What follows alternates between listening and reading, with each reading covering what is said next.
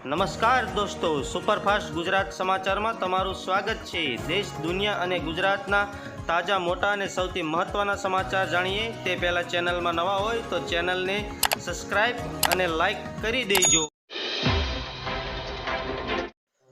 નમસ્કાર મિત્રો, આજે આપણે કપાસના સમાચારની વાત કરીએ તો આજના કપાસના બજારના ભાવ ₹1200 થી ₹1415 ભાવ બોલાયો। અમરેલી આજના કપાસના બજારના ભાવ ₹1000 થી ₹1429 ભાવ બોલાયો હતો, જ્યારે સાવરકુંડલામાં આજના કપાસના ભાવ ₹1200 થી ₹1461 ભાવ બોલાયો હતો અને જસદણની વાત કરીએ તો કપાસના ભાવ બજારમાં ₹1100 થી ₹1425 ભાવ બોલાયો હતો, જ્યારે બોટાદમાં આજના કપાસના બજારના ભાવ ₹900 થી ₹1200 ભાવ બોલાયો હતો।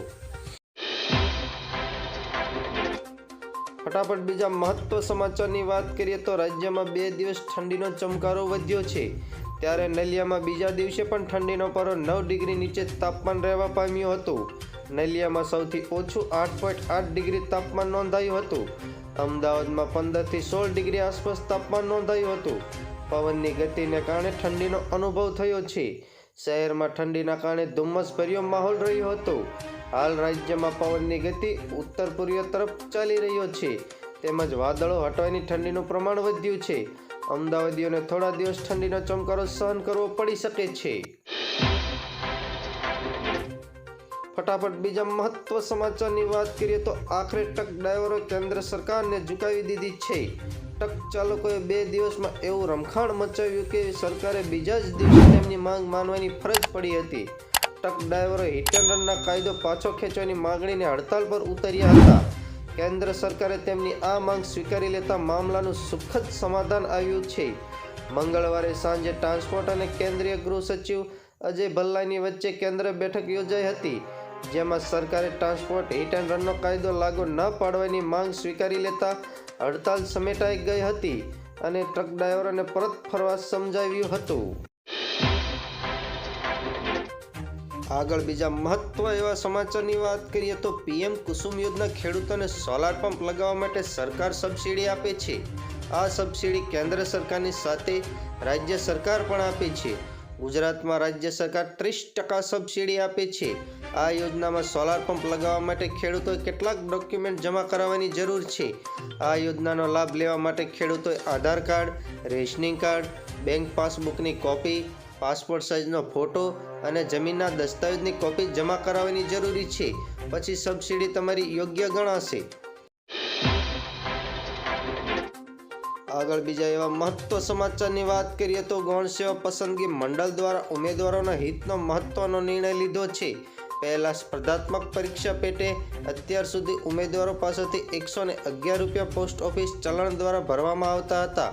હવે ગૌણ સેવા પસંદગી મંડળ દ્વારા નિર્ણય કરાયો છે, જેમાં હવે પછીની ગૌણ સેવા દ્વારા બહાર પાડવામાં આવતી કોઈ પણ પરીક્ષાના ફોર્મની ફી ઓનલાઈન ભરવાની રહેશે, જેની ફી ₹500 રાખવામાં આવેલ છે।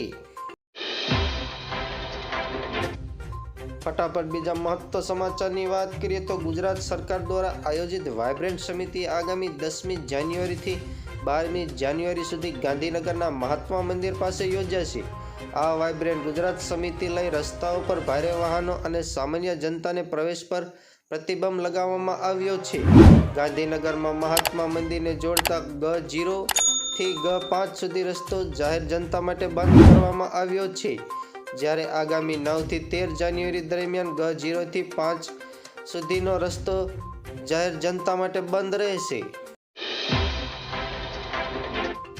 ફટાફટ બીજા એવા મહત્વ સમાચારની વાત કરીએ તો મંત્રી ઋષિકેશ પટેલે જણાવ્યું છે કે વડાપ્રધાન નરેન્દ્ર મોદીના નેતૃત્વમાં દેશમાં રાષ્ટ્રીય શિક્ષણ નીતિ લાગુ કરવામાં આવી છે, જેની વિવિધ જોગવાઈઓ પગલે તૈયાર કરાયેલ આ સોફ્ટવેર અંતર્ગત એક જ છત્ર હેઠળ arts, commerce, science, rural studies અને અન્ય તમામ વિદ્યાશાખાઓ સાંકળી લઈને એડમિશનની પ્રક્રિયા સરળ બનાવવામાં આવી છે, જેને લઈને હવેથી રાજ્યની 14 યુનિવર્સિટીઓ સંલગ્ન સરકારી અનુદાનિત સર્વનિર્ભર 2343 જેટલી કોલેજ 7.50 લાખથી વધુ વિદ્યાર્થીઓ એડમિશન માટે એક જ પોર્ટલ રૂલ અરજી કરી શકશે।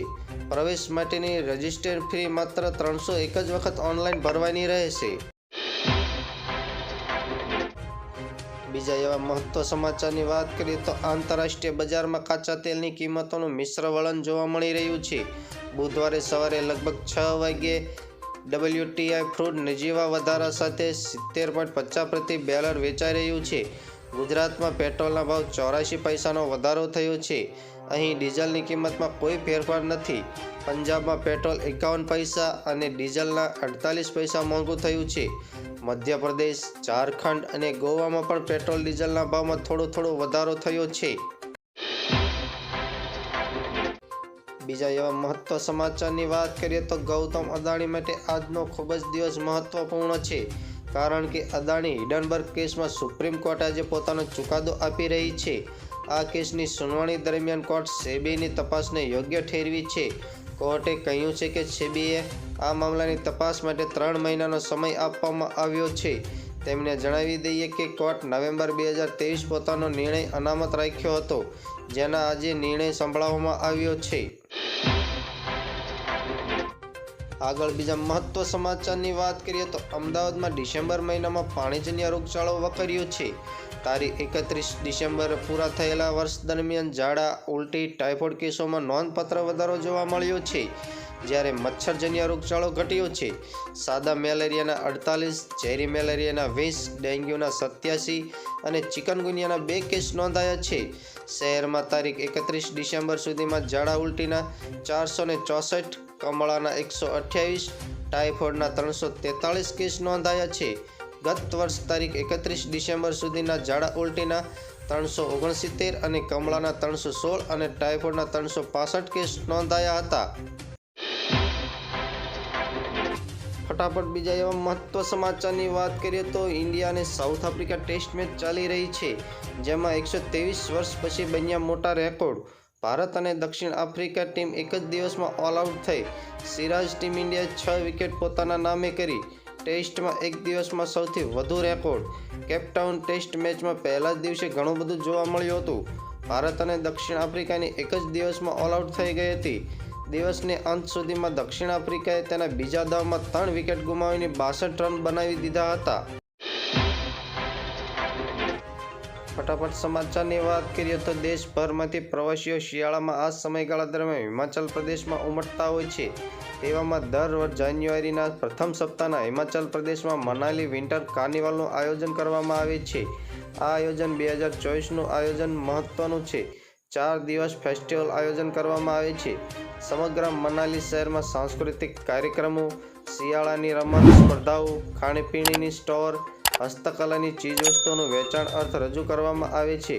મનાલી વિન્ટર કાર્નિવલ આનંદ માણવા માટે સ્થાનિક લોકો, પ્રવાસીઓ મોટી સંખ્યામાં ઉમટી પડતા હોય છે.